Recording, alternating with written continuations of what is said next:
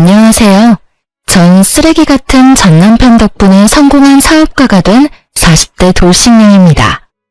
이혼을 한 지도 시간이 꽤 흘렀고 그래서 그런지 잊고 지낸 시간이 많았는데 아이스 아메리카노를 테이크아웃해서 마시다 이 커피 때문에 울고 웃었던 결혼 생활이 문득 떠올라 사연을 쓰게 되었어요.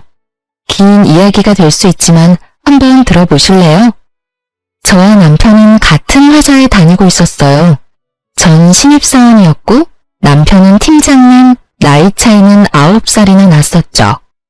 그때 제 나이가 26살, 그야말로 꽃같은 나이였는데 제가 미쳤었죠. 이상형도 아닌 남자와 사랑에 빠져 결혼까지 하게 되었으니 말이에요. 그땐 눈에 콩깍지 단단히 낀 것인지 글쎄 이빨에 고춧가루 낀 모습도 멋있어 보였으니 말 다 했죠 뭐. 전 어릴 적 부모님이 이혼을 하셔 엄마가 절 혼자 키워주셨는데 그래서 그랬던 것인지 때론 연인 같고 때론 아빠 같은 남편이 좋았고 저도 모르는 사이에 참 많이 의지했어요. 가끔 어쩔 수 없이 세대 차이가 느껴지긴 했지만 그 정도는 사랑으로 충분히 극복을 할 수 있었습니다. 극복할 수 없는 건 다른 곳에서 생겨났어요. 전혀 예상치 못한 곳에서요. 3년 연애하고 결혼을 한 저희 부부는 남편의 나이가 있으니 임신을 서둘렀고 예상보다 빨리 임신에 성공했어요. 문제는 그만큼 쉽게 유산도 되더군요. 1년 동안 2번, 한 번은 계륵 유산으로 특별한 증상이 없어 검진날 병원에 가서야 알았고 두 번째는 인태기 두주를 확인하고 달려간 산부인과에서 자궁의 임신이란 말을 들었죠. 전 겁이 났어요. 습관 유산으로 이어질까 봐요. 상상만으로도 끔찍했어요. 여보, 그러지 말고 회사 그만두는 건 어때? 응? 회사를? 그래, 당신 요즘 너무 힘들어 보여. 충분히 좀 쉬면서 몸 관리도 해. 아무래도 회사 다니면 알게 모르게 스트레스도 많이 받고 여러모로 집에서 쉬는 게 좋을 것 같아. 어때? 아무리 그래도 첫 회사이기도 하고 사실 아기 낳으면 회사 생활 다시 하기 힘들 텐데 아무래도 이대로 그만두긴 좀 아쉽기도 해. 그리고 아기 태어나기 전에 돈도 같이 벌어두면 좋잖아. 돈 걱정은 말고 내가 있는데 돈 걱정을 왜 해? 그리고 아기 낳고도 회사 다시 다니면 되지. 우리 엄마도 있고 장모님도 계시잖아. 일단 임신부터 생각하자. 이러다 또 잘못되면 당신 몸에 큰 문제 생길까봐 걱정되어서 그래. 알겠어. 그렇게 하도록 할게.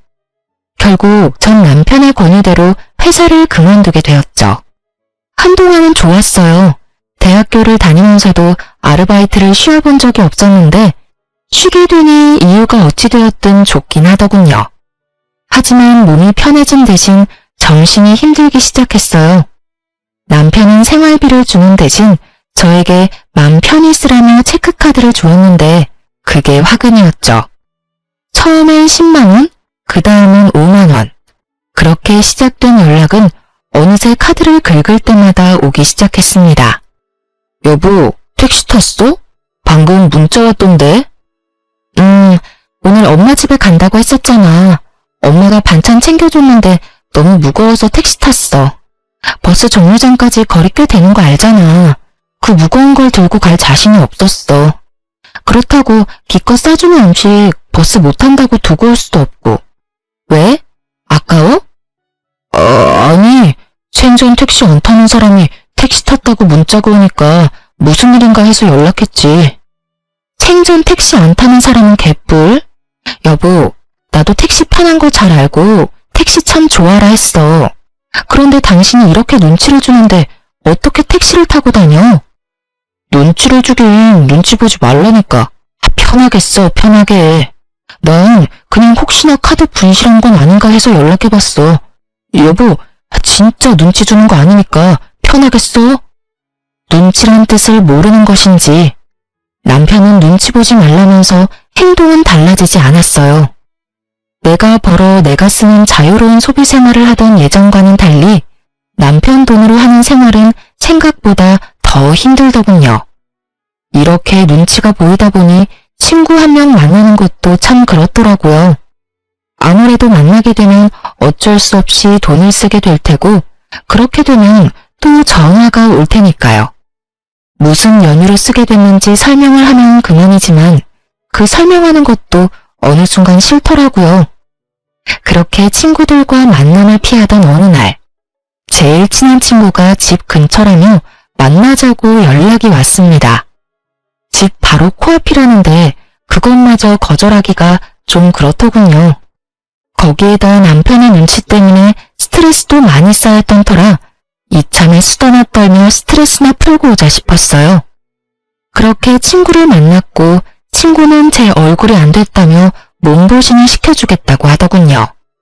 장어집에 왜 소고기까지 파는 것인지 친구는 장어의 소고기에 닥치는 대로 시켰고 계산할 때 보니 10만 원을 훌쩍 넘겼더라고요.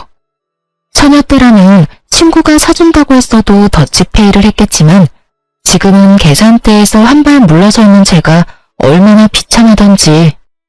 그런 제 마음을 눈치챘는지 친구가 커피는 저보고 사라고 하더라고요. 전 알겠다며 친구와 커피집으로 향했고 친구는 일부러 브랜드도 없는 테이크아웃 전문점으로 절 이끌더라고요. 아무 말 하지 않아도 제 상황을 다 알아채주고 이해해주는 친구의 배려에 눈물이 왈칵 쏟아질 뻔했어요. 한 잔에 1,800원, 아직도 기억합니다. 두 잔에서 3,600원.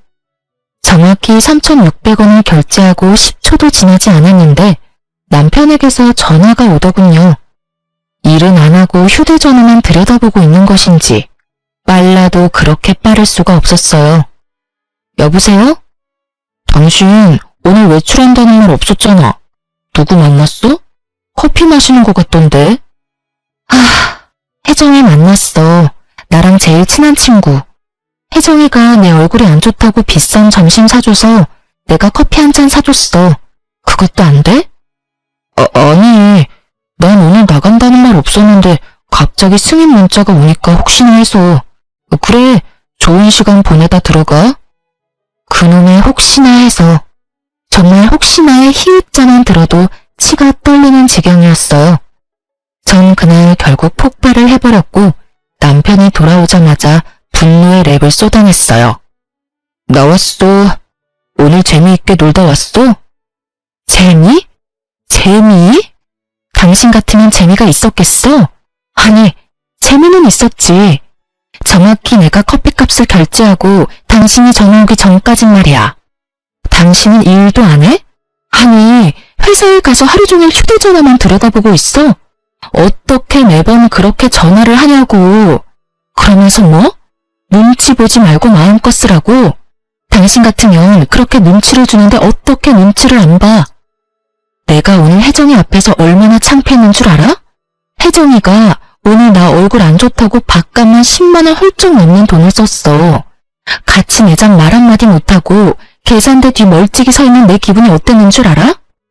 그리고 나서 혜정이가 커피는 나보고 사라고 해서 커피집 갔는데 바로 코앞에 있던 스타땡땡은 쳐다도 안 보고 저렴한 커피집에 날 데리고 가더라. 혜정이가 왜 그랬겠어? 난 당신이 이런다고 말 한마디 한 적이 없는데 혜정이가 왜 그랬겠냐고. 여보, 진정 좀 해. 난 그런 뜻이 정말 아니고 혹시나 해서 전화를 했던 거야. 그놈의 혹시나. 혹시나 탈은 좀 그만해. 아주 지긋지긋하다고. 카드가 분실될까봐 그렇게 걱정이면 차라리 나한테 현금을 줘. 그럼 내가 딱 쓸 만큼만 들고 다닐 테니까. 이게 도대체 뭐야? 나 이렇게 감시하고 돈으로 치사하게 굴려고 결혼하자고 했어? 이딴 식으로 눈치 주려고 회사까지 그만두라고 했냔 말이야. 전 그야말로 대성통곡을 했습니다. 너무 서러웠어요. 그간의 서러움이 폭발하고 나니 쉽게 진정이 되지 않더군요. 얼마나 울었는지 남편이 무릎까지 꿇고 싹싹 빌고 사정사정을 하는 모습에 가까스로 그쳤을 땐 목이 다 쉬어 목소리도 나오지 않았어요. 내가 진짜 미안해. 당신이 그렇게까지 생각할 거라고는 생각도 못했어. 난 정말 혹시나. 아니, 그게 사실은 갑자기 외벌이가 되니까 나도 모르게 불안했나 봐. 미안해. 앞으로 절대 그런 일 없을 거야. 그냥 앞으로는 당신 통장으로 생활비 보내줄게. 그럼 됐지? 그래서 얼마나 보내줄 건데? 넉넉하게 보내줄 테니까 생활비 걱정하지 말고 써. 그리고 다음에 혜정씨 만나면 당신도 거하게 한 통 내. 그럼 됐지? 이제 그만 울고 화도 좀 풀자. 응? 이러다 몸 상하겠어. 또 나한테 그런 걸로 눈치 주기만 해봐. 그땐 진짜 나도 가만 안 있을 거야. 임신이고 뭐고 당장 취업해 볼 테니까. 알겠어? 응, 알겠어. 다신 그러지 않겠다고 약속할게. 그날 이후 남편은 약속한 대로 생활비를 제 통장으로 입금해주기 시작했어요. 금액은 넉넉했냐고요? 아니요. 겨우 생활만 가능한 금액이더군요. 그치만 전 그조차도 좋더라고요. 어찌되었든 남편의 눈치 보지 않고 생활할 수 있는 게 어디냐 싶었으니까요. 그렇게 남편은 어떨지 몰라도 제 마음에는 평화가 찾아왔고 한동안은 살만했어요. 한동안은요. 평화는 그리 길게 가지 않았고 남편은 더욱 치사해져 갔습니다. 그런 남자라고는 상상도 못했는데 정말 사람이 돈 가지고 치사하게 구니 마음이 확 상해버리더군요. 생활비에 자유를 준 남편은 친정과 시댁에 차별을 두기 시작했고 그 차별은 점점 더 심해져만 갔습니다. 친정보다 시댁에 용돈을 더 많이 주는 것까진 이해하려고 애썼습니다. 말이야 바른말이라고 장모님보다 자기 집에 도움을 더 주고 싶은 걸 어떻게 뭐라고 하겠어요. 어쩌다 한 번 드리는 것도 아니고 매달 드리는 용돈 부담할 수도 있겠다 싶었죠. 하지만 그 많지 않은 돈도 어느 순간부터 드리지 않기 시작했어요. 남편은 통장을 차곡차곡 모으는 것이 습관 같은 사람이었는데 가끔 저에게 통장 정리를 맡기곤 해 어렵지 않게 알 수 있었죠. 너무 섭섭한 마음에 당장이라도 따지고 싶었지만 참았어요. 따져봤자 또 몇 달 주다 말 거 입만 아프겠다 싶었으니까요. 그런데 명절에 시댁엔 두둑한 봉투에 한우 선물 세트를 드리면서 저희 집엔 회사에서 계약직 사원들에게 주고 남은 스팸 선물 세트 2박스를 주는데 속된 말로 제 꼭지가 돌아버렸습니다. 제가 같은 회사에 다녔다는 사실을 까맣게 잊고 스팸 선물 세트를 챙겨온 것인지 아니면 회사에서 남는 걸 가져왔다는 사실을 알아도 상관없는 것인지 그딴 것들은 알 필요도 없었어요. 전자가 되었든 후자가 되었든 저를 무시하고 있다는 사실은 변함이 없었으니까요. 친정에서 어떻게 지내다 집으로 돌아온 것인지 기억도 나지 않더군요. 그저 엄마에게 티내지 않으려 죽을 힘을 다해 표정 관리하는데 온 신경이 가 있었어요. 집으로 돌아온 저는 남편에게 따져 물었죠.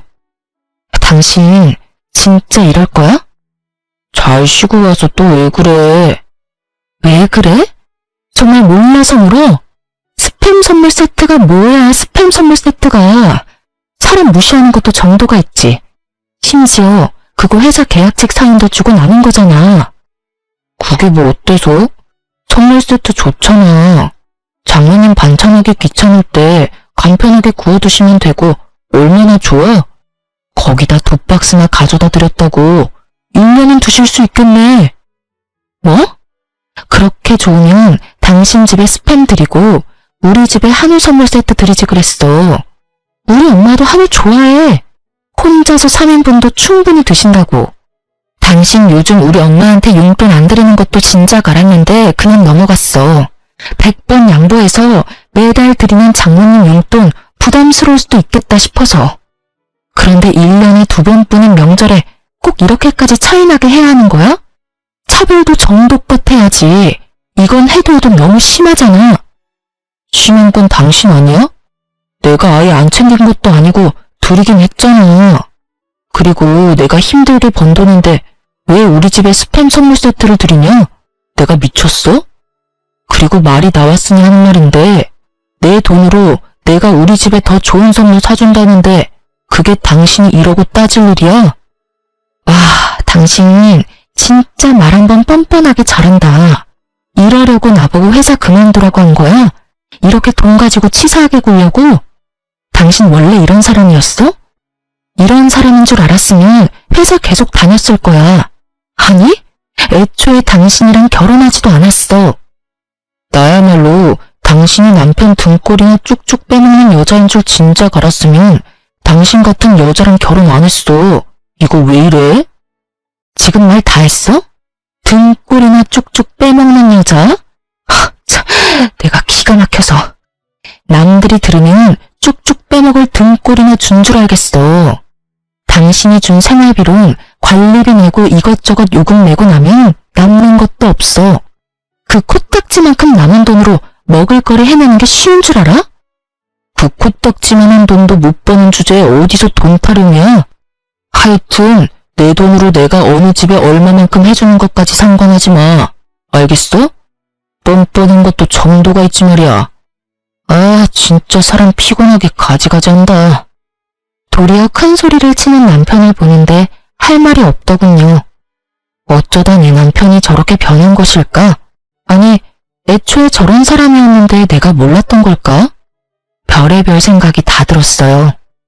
그날 이후 저희는 급속도로 사이가 멀어졌고 대화도 사라졌죠.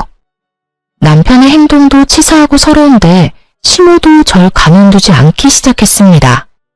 남편이 저와 사이가 좋지 않다는 것을 일러바치기라도 했는지 명절이 지난 후부터 심호는 연락도 없이 저희 집을 불쑥 찾아오는 일이 잦아지더군요. 처음엔 벨이라도 누르시더니 어느 순간부턴 제 집인 양 비밀번호까지 누르고 들어오시는데 막을 방도가 없었어요.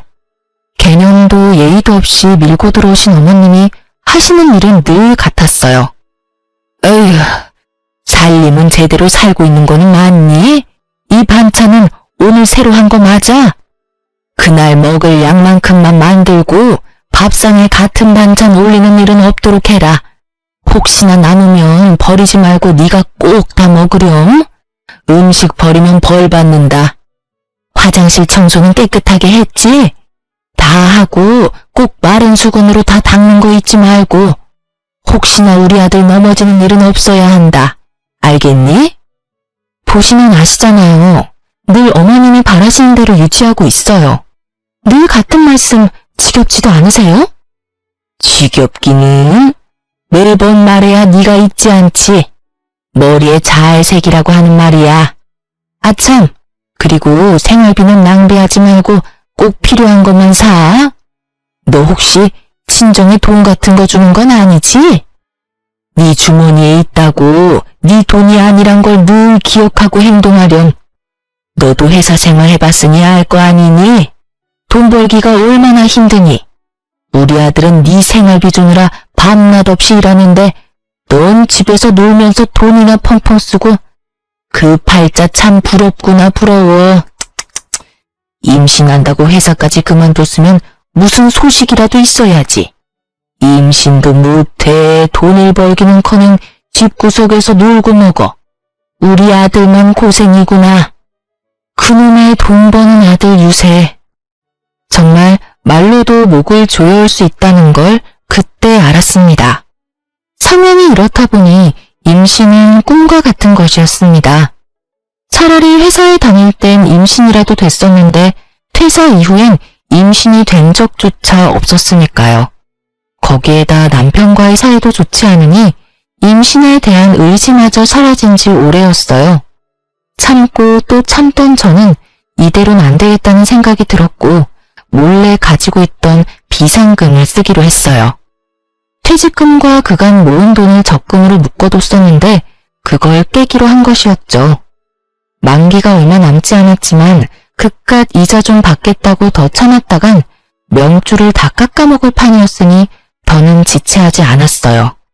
전 적금을 깨고 바로 가정용 미싱을 구매했어요. 몇 날 며칠을 고민해본 결과 처녀 때부터 재봉틀로 이것저것 만드는 것을 좋아하고 잘했던 터라 뭘 만들어 팔자는 결론이 난 것이었죠.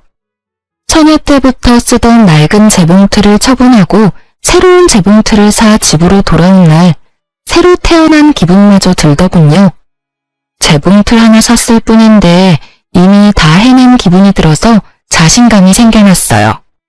그런 저를 보며 남편은 무시하며 콧방귀를 끼어댔지만 전 아랑곳하지 않고 남편에게 부탁을 했습니다.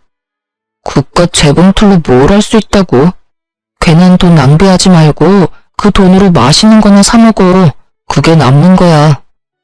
아, 내 일에 관심 좀 꺼줘. 그리고 이왕 대화한 김에 한 가지만 부탁할게.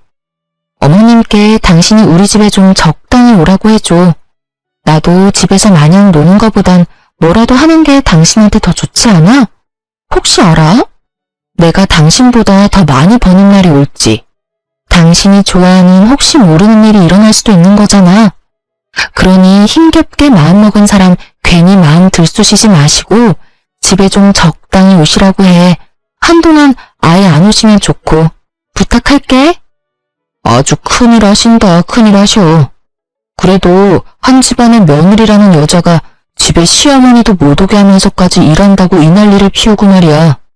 얼마나 큰 돈 벌지 두고 볼게. 그나마 그 기계값이라도 건지면 다행이라고 본다마는. 여러분은 그 욕을 아시나요? 그 손가락 욕이요. 지금 와서 하는 말이지만 남편이 저딴 말을 짓거릴 때마다 뒤통수에 대고 그 욕을 얼마나 했는지 몰라요. 하여튼 남편은 재차 콧방귀를 끼어댔지만 시모에게 말은 한 것 같았어요. 그날 이후 시모는 찾아오지 않았으니까요. 찾아오지 않는 대신 전화가 자주 오기 시작했지만 그쯤이야 견딜만 했죠. 그렇게 전 밤낮 없이 판매할 수 있는 제품을 만들어내는데 많은 시간을 보냈죠. 몇 달의 시간이 지나고 드디어 만족할 만한 상품을 만들어낸 저는 사업자 등록을 하고 온라인으로 판매를 하기 시작했어요. 첫 주문이 들어온 날 혼자 숨죽여 얼마나 울었는지 몰라요. 얼마 만에 벌어보는 돈인지 정말 첫 월급 탔을 때보다 훨씬 더 기쁘더라고요. 그렇게 첫 달 12만 원에서 시작한 제 매출은 8개월 차에 남편의 월급을 뛰어넘더라고요. 하루에 3시간 이상 자본 적이 없었고 재봉틀을 밟지 않을 땐 무조건 공부하고 연구한 결과가 운 좋게도 빠르게 나타나 주었습니다. 단골도 늘어나고 신규 회원 유입도 많아지니 그만큼 주문량도 늘어갔습니다. 그 덕분에 1년이 넘어가던 때에 전 적당한 사무실을 얻고 직원도 생기게 되었어요. 사업이 번창하는 대신 남편과는 더욱 멀어져만 갔고 시모의 폭언은 점점 선을 넘고 있었습니다.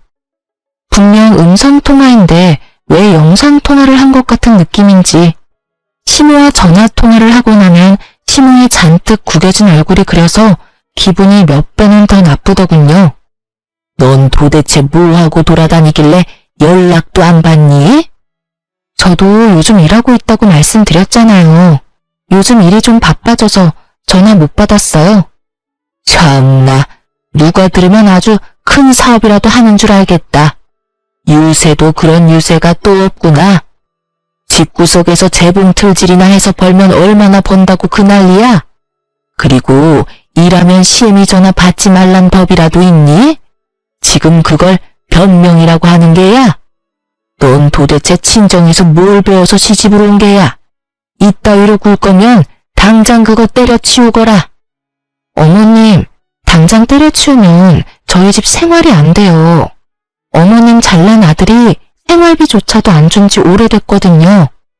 남편은 제가 재봉틀을 사고 난 뒤부터 생활비를 줄이기 시작하더니 그마저도 주지 않은 지 오래되었고 전 더럽게 치사해서 별말하지 않고 있었어요. 득달같이 화려내던 시모도 제 말을 듣고선 어버버 하더니 전화를 끊어버리더군요. 네가 얼마나 돈을 펑펑 썼으면 내 아들이 생활비까지 끊었겠어?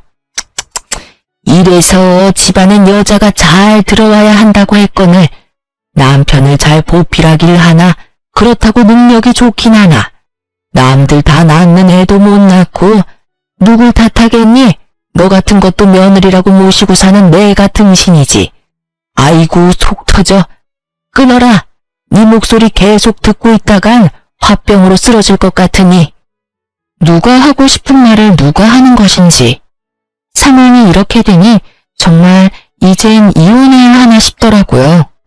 능력 없고 남편을 사랑하던 예전과는 달리 지금은 혼자 살아갈 능력도 되고 무엇보다 남편을 이제 사랑하지 않으니까요. 아니, 사랑하지 않는 걸 넘어 남편의 꼴도 보기 싫은 지경이었어요. 전 이혼을 심각하게 고민하기 시작했어요. 그러던 어느 날 저의 심각한 고민을 한 방에 날려줄 광경을 보게 되었습니다. 그날도 남편이 늦는다고 문자가 왔고 전 지난날보다 매출이 2배가량 늘어 기분이 좋았던 터라 그간 미뤄왔던 데이트 약속을 잡았어요. 바로 친정엄마와의 데이트요. 오랜만에 엄마와 만나 쇼핑을 하고 고급 한정식 집으로 저녁을 먹으러 갔어요. 엄마와 함께 입구에 들어서는 순간부터 제 시선을 사로잡은 여자가 있었어요. 나이는 많아봤자 20대 중후반쯤 되어 보이는 여자가 몸에 걸치고 손에 든 것만 해도 차 한 대 값은 좋게 넘어 보이는데 저도 모르게 시선이 가더군요. 언뜻 드는 생각에 집에 돈이 많은가? 했던 것 같아요. 그렇게 엄마와 전 제대로 잘 대접받은 기분이 드는 저녁을 먹고 가게를 나서고 있었습니다. 엄마는 오랜만에 딸과 한 데이트가 좋으셨는지 소녀처럼 신나셨더라고요. 딸, 엄마 오늘 진짜 기분 좋아. 딸이랑 이렇게 쇼핑도 하고 이런 곳에서 밥도 먹고. 그래? 앞으로는 이런 데이트 자주 하자. 엄마가 이렇게 신나하니까 나도 스트레스 풀리고 좋아. 자주는 말고 가끔 해, 가끔. 우리 딸 힘들게 돈 벌어서 엄마한테 다 쓸 일 있니? 아주 가끔 1년에 한 번 정도만 데이트해. 아유, 엄마. 딸 이제 돈 잘 벌어서 이 정도는 하고 살아도 돼. 평소에 일만 하느라 돈 쓸 시간도 없는데 이런 데라도 쓰고 살아야 또 열심히 돈 벌 에너지가 생기죠. 그러니까 엄만 그런 걱정하지 말고 시간이나 내주세요. 딸이랑 데이트할 시간. 그렇게 하하호호 엄마와 완벽한 데이트였는데 그 완벽을 산산이 조각내는 광경이 펼쳐지고 있었습니다. 기억하시나요? 제가 조금 전 입구에서 봤던 그 명품을 휘감은 여자. 그 여자도 식사를 마쳤는지 입구에서 멀지 않은 곳에 서 있었는데 글쎄 그 여자가 제 시댁 식구들과 함께 있는 것이 아니겠어요? 엄마도 걸음을 멈추고 저에게 사돈들이 아니냐며 물어오더군요. 그때였어요. 어디선가 나타난 남편이 숨 쉬는 것보다 자연스럽게 그 여자 어깨에 팔을 두르는데 전 어이가 없어서 웃음이 나더군요. 사연을 들어보면 그런 장면을 보게 되면 큰 충격에 휩싸이거나 배신감에 눈물이 난다는데 전 그냥 어이가 없었어요. 40대 아저씨와 20대 아가씨가 다정히 어깨를 두르고 있는 모습이라니. 상상해보세요. 여러분도 웃기지 않나요? 절 더 어이없게 만들었던 건 그 인간들의 대화 내용이었어요. 그 인간들은 당연히 저와 엄마가 그곳에 있는 걸 꿈에도 몰랐고 말인지 방귀인지 알 수 없는 대화를 이어가고 있었습니다.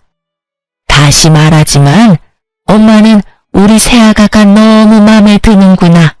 아, 새아가라고 불러도 되지? 그럼요, 어머님. 편하신 대로 불러주세요.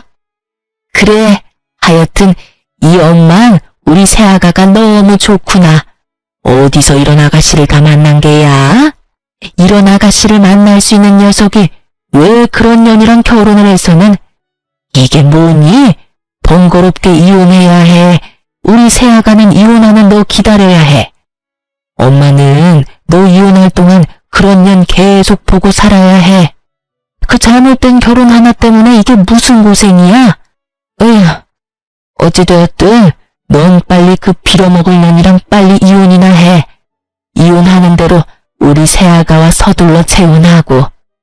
어머니, 자꾸 년년 하지 마세요. 우리 다은이 놀란다고요. 어머, 나도 모르게 욕이 나왔구나. 놀랬니? 아니에요, 어머님. 오빠한테 들어보니 욕먹을만 하더라고요. 집에서 놀고 먹으면서 집안일도 제대로 안 하고 돈 타령만 한다고 하던데. 욕 들어도 싸죠, 어머님. 그렇지? 역시 우리 새아가는 나랑 통하는구나. 그래서 말인데, 새아가 넌 혹시 우리 아들이랑 결혼하면 회사는 어떻게 할 거니? 저요?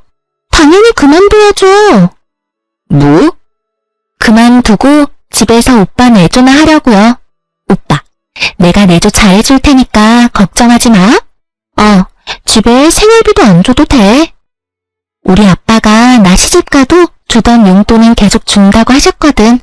오빠 월급은 오빠가 알아서 해. 난 아빠가 주는 용돈으로 충분하니까 말이야. 그래? 고마워 자기야. 역시 내가 여자 하나는 잘 골랐단 말이야. 말해 뭐하니? 새아가 우리 집에 와줘서 고맙구나. 상간녀의 말에 남편 눈과 시부 얼굴에 웃음꽃이 피더군요.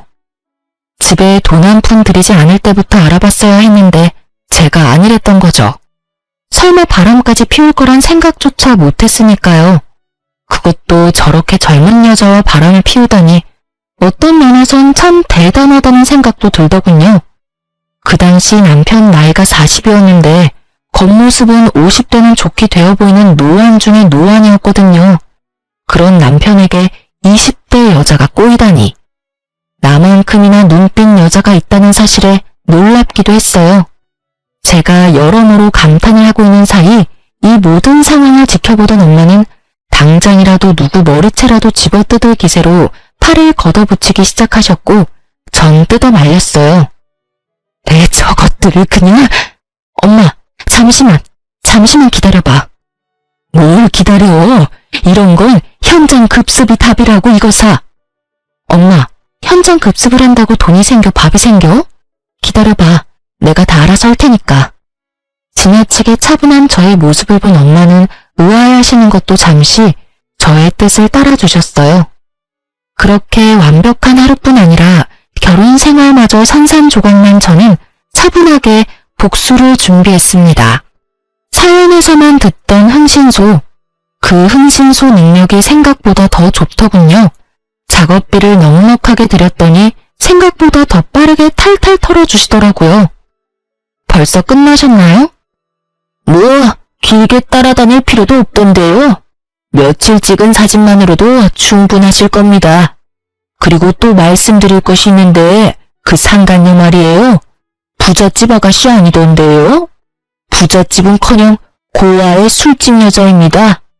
빚도 엄청나게 많아서 여기저기에서 독촉이 장난 아니더라고요. 좀 더 조사해봐야 알겠지만 아마 남편 같은 남자한테 접근해서 돈 뜯어내고 잠적하는 게 그 여자 수법일 거예요. 이런 조사 한두 번도 아니고 척하면 척이거든요.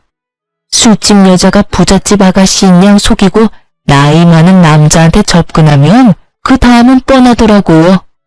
요즘도 이런 말 쓰는지 모르겠지만 꽃뱀이라고 하죠. 일단 지금까지 조사한 거 다 보내드릴 테니 다시 한번 확인해 보세요, 사모님. 전화를 끊고 얼마나 웃었는지 모릅니다. 꽃뱀이라니 이 얼마나 통쾌한 단어인가요?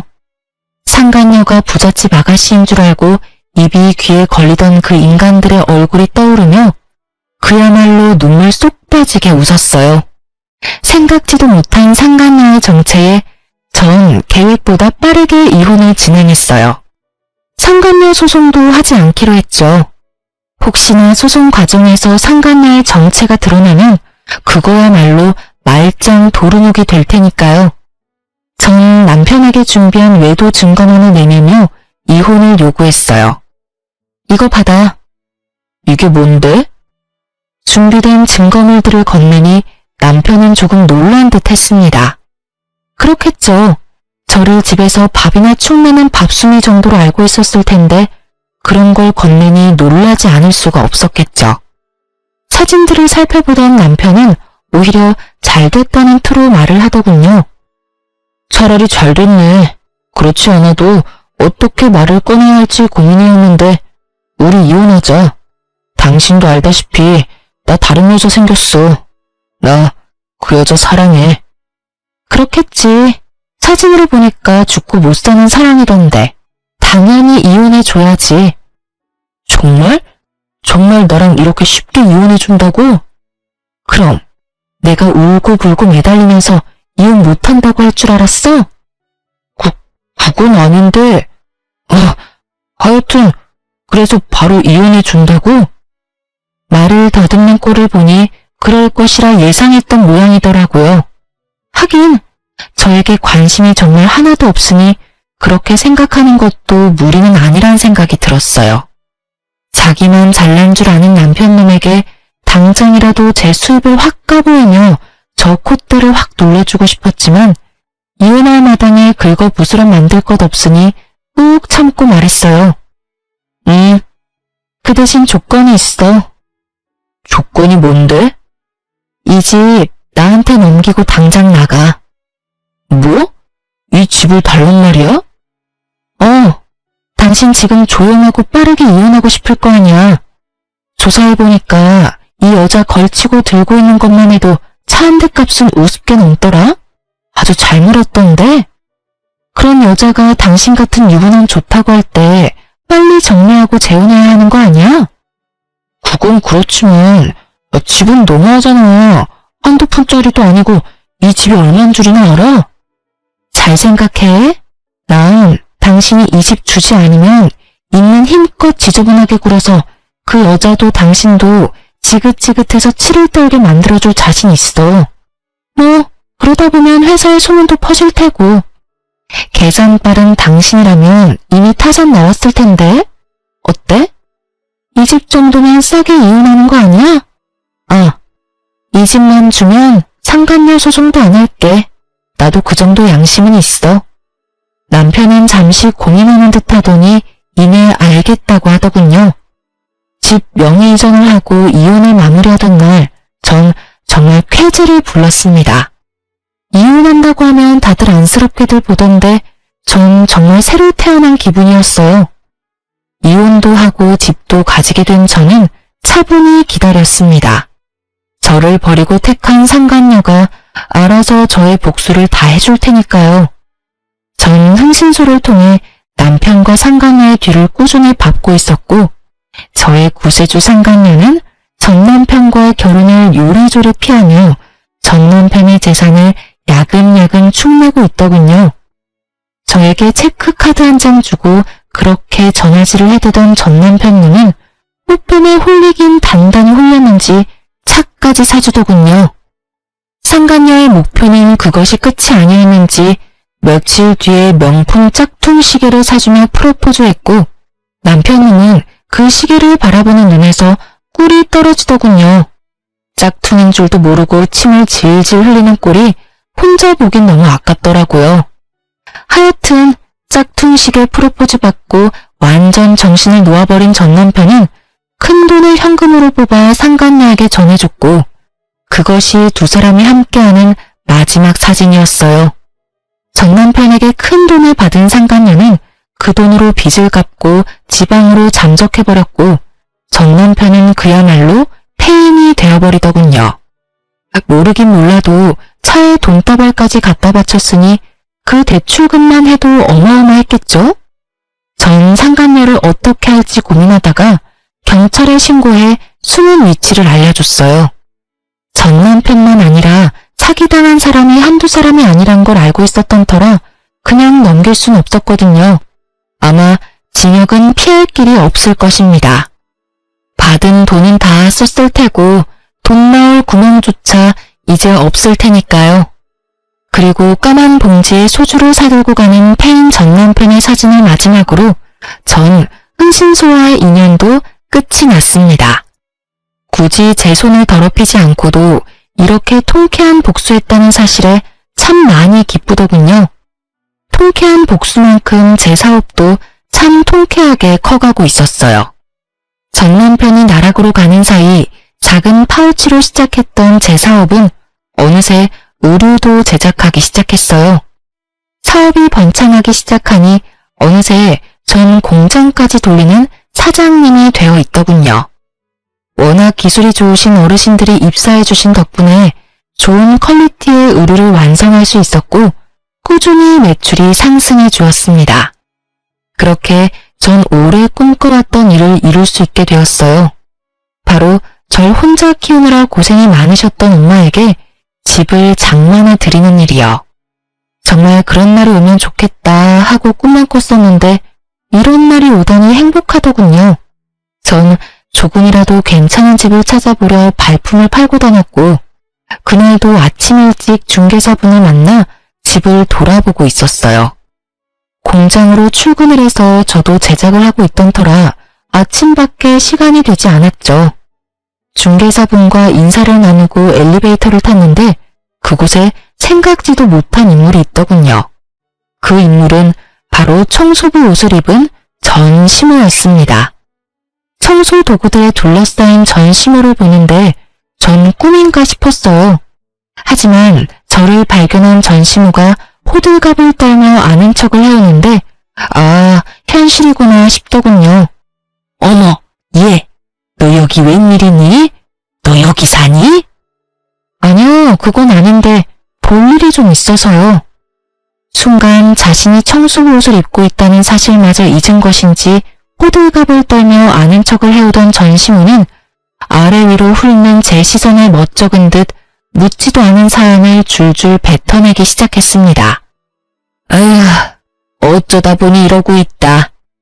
너랑 이혼하고 만난 여자가 엄청 부잣집 딸인 줄 알았더니 글쎄 사기꾼이었지 뭐니. 부잣집은커녕 고아의 술집에서 굴러먹던 물건이었다고 하더구나. 그것도 모르고 차 사주고 대출까지 받아가면서 돈까지 갖다 줬다지 뭐냐. 그 정신 나간 녀석 누가 경찰에 신고해줘서 운 좋게 그 여자는 잡았는데 잡으면 뭘 하니. 그 많은 돈은 이미 사채업자들한테 다 가져다 주고 한 푼도 없는데. 아, 그러셨어요? 그래. 그러니 어떡하겠니?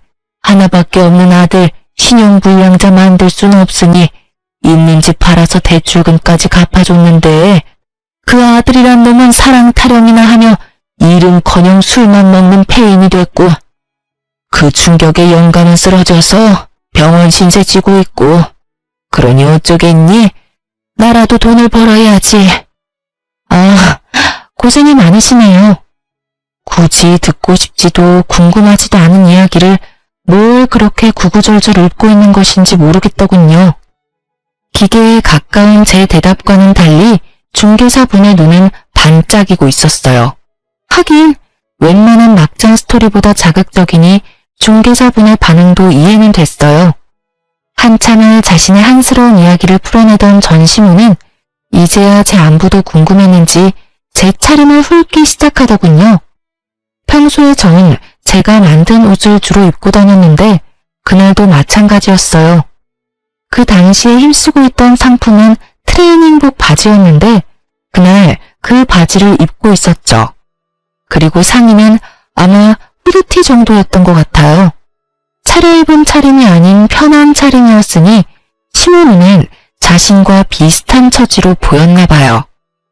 뭐 너도 꼴을 보아하니 알만하구나.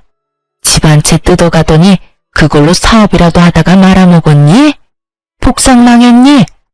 아무리 그래도 젊은 애가 좀 꾸미고 다니지 운동복 차림이 뭐니? 망했냐며 물어보는 전시모의 미소가 얼마나 역겹고 더럽던지. 자신의 꼴이 그러하니 저도 망해야만 한다는 그 심보가 참 알만하더군요. 오던 복도 도망가게 하는 그 섬뜩하고도 비열한 미소를 보며 전 대답할 가치를 잃었어요. 제가 아무 말 하지 않고 있자 제 어깨를 두드리며 무슨 말을 하려는 듯 했는데 전 빠르게 손을 피해버렸어요. 그런 저의 행동에도 민망하지도 않은지 전시모는 갈 곳 잃은 자기 손을 거두고 말하기 시작하는데 위로랍시고 하는 말이 전혀 와닿지는 않더군요. 망하면 또 어떠니? 나이도 젊은데. 그러지 말고 다시 우리 애랑 잘해보는 건 어떠니? 둘이 힘 합쳐서 장사라도 하면 좋을 텐데 아예 다 말아먹은 건 아니지? 어디 학교 앞에 가게라도 얻어서 떡볶이집이라도 하면 너하고 우리 식구 밥은 먹고 살진 않겠니? 잘 생각해보렴. 그나저나 넌 여기 무슨 일이니? 이 아침부터. 전 다시 우리 애랑 잘해보는 건 어떠니에서부터 전시모의 뻔뻔함에 잠시 정신줄이 나가버렸고 그저 멍하니 전시모를 보고 있었어요. 제가 아무런 말도 하지 않고 있자 돌아가는 상황을 대충 알아챈 중개사분이 나서주시더라고요. 아유, 여기 엘리베이터는 왜 이렇게 느려? 그렇지, 사장님? 아, 네? 네. 좀 그렇네요. 느리기도 느린데 로열층까지 올라가느라 더 그렇네요. 이제 거의 다 왔어요. 그나저나 나이도 젊은 것 같은데 그 나이에 어떻게 이런 집을 다 사신대요? 대출 하나 없이 사신다고 하셨죠? 정말 대단하시다. 일전에 언뜻 통화하는 거 들으니까 공장도 크게 하시는 것 같은데 그 나이에 성공한 사업가라 정말 대단하네요. 거기에다 효녀라니 이 집 엄마 사준다고 했었죠? 굳이 제 사정을 풀어서 이야기해주는 중개사분을 보니 어떤 의도인지 알 것 같아 감사한 마음으로 장단을 좀 맞추기로 했어요. 네, 저 키우느라 고생만 하셔서 노후에 좋은 곳에서 사셨으면 해서요. 운 좋게 사업이 잘 돼서 지금은 돈 걱정 없이 집도 보러 다닐 수 있게 됐네요. 몇 년 전만 해도 전 남편 생활비 카드 쓰면서 1,800원짜리 커피 사 먹는 것도 눈치 보면서 살았는데 그러고 보면 사람 인생이란 거 참 모르는 거예요. 그렇지 않나요? 네? 1,800원 쓰는 것도 눈치를 줬다고요? 아휴, 뭐 그런 놈이 다 있어요? 이혼 잘하셨네. 그런 놈이랑은 더 살아봤자 뻔하다고요. 마누라한테 아낀 돈으로 나가서 엄한 여자 배나 불려주다가 뒤통수 제대로 맞고 폐인되는 거 안 봐도 뻔한 결과라고요. 조강 지쳐버리고 잘 되는 놈을 본 적이 없어요, 내가. 하여튼 사장님 엄마 부럽네, 부러워. 우리 딸은 뭐 하나 몰라. 중개사분이 얼마나 센스가 넘치시는지 전시모 속을 확확 뒤집는 말만 골라서 하시는데 아니나 다를까 전시모의 얼굴이 울그락불그락 하다 못해 터질 것만 같더라고요. 그 순간 엘리베이터는 경쾌한 효과음을 내며 문이 열렸고 저와 중개사분은 승리의 미소를 지으며 엘리베이터에서 내리려고 할 때였어요.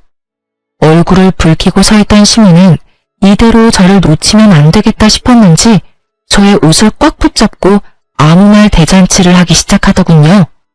예, 내 말 좀 들어보고 가라. 왜 이러세요? 이거 좀 놔요. 예, 나 좀 살려다오. 나 이렇게 더는 못 살겠어. 그러니 네가 날 좀 살려다오. 제가 왜요? 그래도 우리가 한때는 가족이었지 않니? 다시 우리 아들이랑 합쳐라 이런 이야기는 하지 않으마. 나도 그 정도 양심은 있고 누울 자리 보고 발 뻗는 사람이다 이거야. 대신 이혼할 때 뜯어갔던 그 아파트 값은 다시 내놓으렴.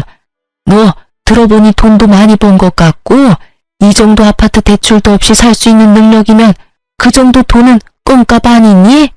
그러니까 그 돈은 다시 뱉어내란 말이야. 네가 그 돈만 다시 돌려주면 내가 2번 다시 네 눈앞에 띄지 않으마.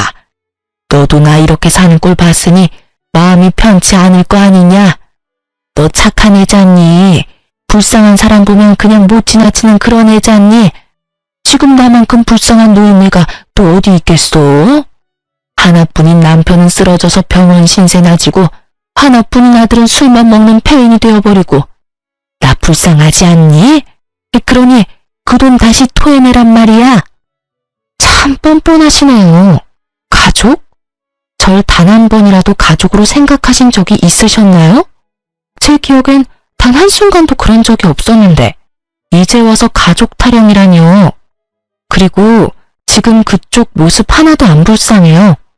너무 잘 어울리셔서 깜짝 놀랐는걸요? 그러니 천직이다 생각하시고 부지런히 일하세요. 전 제 돈 드릴 생각은 전혀 없으니까요. 그 돈이 왜 네 거야? 엄연히 우리 아들 돈으로 산 아파트였는데. 네가 우리 아들한테 협박해서 뺏어간 거 누가 모를 줄 알아? 내놔. 내놓으라고. 내가 너 그 돈 줄 때까지 괴롭힐 거야. 내가 그 돈 꼭 받아내고야 말 거라고. 아니다. 아가, 내가 미쳤었나봐. 방금 전에 내가 한 말은 있거라.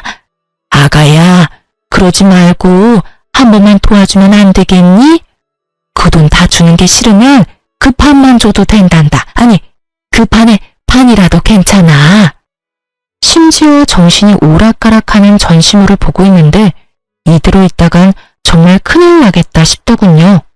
전 전시물에 손을 획 뿌리치며 엘리베이터를 벗어났어요. 그리고는 닫히는 엘리베이터 문틈 사이로 말해주었어요. 꿈도 꾸지 마세요. 단돈 1원도 드릴 일은 없을 테니까요.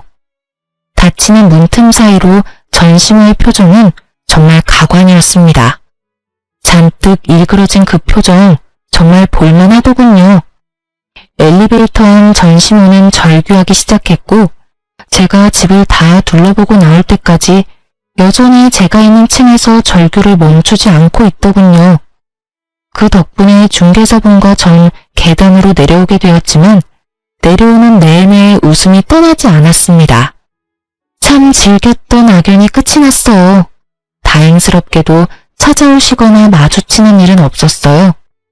전시모와의 만남은 의도한 것은 아니었지만 결과적으로는 완벽한 복수의 마침표가 되어주었어요. 사연을 적다 보니 시간 참 빠르게도 흘러갔네요. 26살에 시작한 사연이 지금은 어느덧 40대가 되었으니까요. 요즘 전 여전히 일과 사랑에 빠져 행복하게 살고 있어요. 생각해보니 제대로 연애도 해본 적이 없네요. 뭐 연애 비슷한 건 했는데 영 재미가 없더라고요. 저희 엄마는 아파트에서 잠깐 사시다 주택으로 이사하셨어요. 아파트보단 주택이 편하시다고 하셔서요. 당연히 중개는 센스 넘치시는 그 중개사분을 통해 했어요. 아무튼 전 지금 단독주택에서 엄마와 함께 살고 있어요. 올여름엔 엄마와 함께 해외여행을 계획 중인데 저희 둘 다 해외는 처음이라 긴장 반 설렘 반으로 벌써부터 짐을 챙기고 있어요. 아직 한참이나 남았는데도 벌써 짐을 3번이나 풀었다 쌌다 한 거 있죠? 그런 저를 보시던 엄마는 설레발 친다며 나무라셨지만 사실 저보다 엄마가 더 기대하고 계세요. 몰래 영어 공부하시는 거 제가 다 봤거든요. 이혼을 하고 난 뒤 제 모든 순간순간이 다 꿈만 같네요. 2,000원도 안 되던 커피 사 먹는 것도 눈치가 보이던 그때 비하면 지금은 여운이 제발 부럽지 않네요. 이혼 타이틀을 붙게 됐지만 지금이 1000배 만배는 행복해요. 이로써 저의 인생 역전 이혼 스토리가 끝이 났네요. 어떻게 들으셨을지 궁금하네요. 지금까지 저의 긴 사연 들어주셔서 감사합니다.